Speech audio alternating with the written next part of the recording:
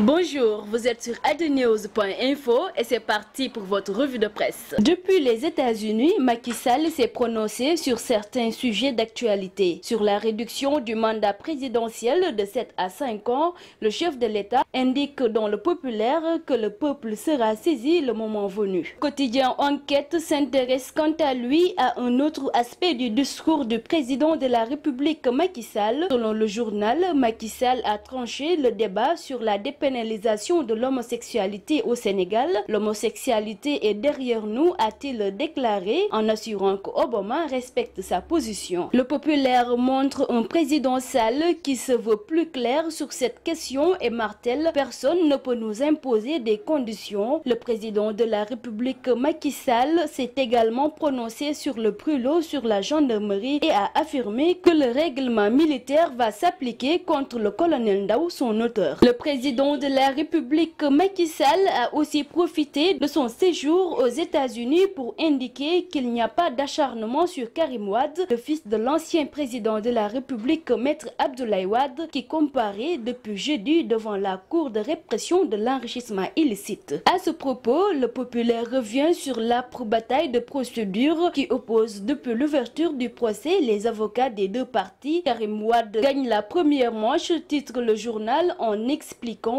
que le juge rejette l'exception de Maître El Hadji Diouf et valide la constitution des 4 anciens ministres pour défendre Karim Wade. Faisant état de fortunes diverses au deuxième jour du procès du jugement de Karim Wade et de ses présumés complices, le quotidien parle d'une procédure, ajoutant que la compétence de la CREI divise la défense et le parquet spécial. Moïse Rampino, le jeune arrêté pour avoir perturbé l'audience jeudi au premier jour du procès de Karim Wade, a été condamné hier à 2 ans de prison ferme. Il avait traité les magistrats de la Cour de répression de l'enrichissement illicite de corrompus, nous informe le journal L'Observateur. Le professeur en sociologie Malick Ndiaye vient d'être démis de ses fonctions de ministre conseiller auprès du président de la République Macky Sall, un limogeage qui intervient quelques jours après qu'il a publié son livre intitulé Où va la République? Les vérités sur la seconde alternance, un ouvrage très critique envers le régime de Macky Sall qui traite les carences et errements du pouvoir actuel. Santé, virus Ebola. Face à la menace grandissante de ce virus, continue de faire des ravages en Afrique de l'Ouest,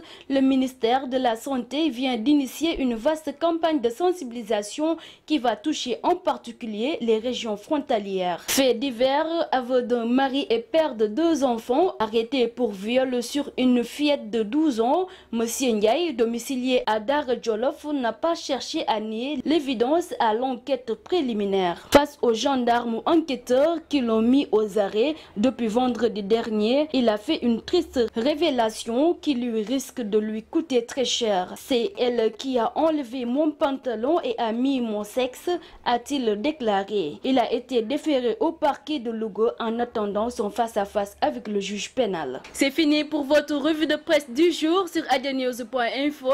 Merci, à très bientôt.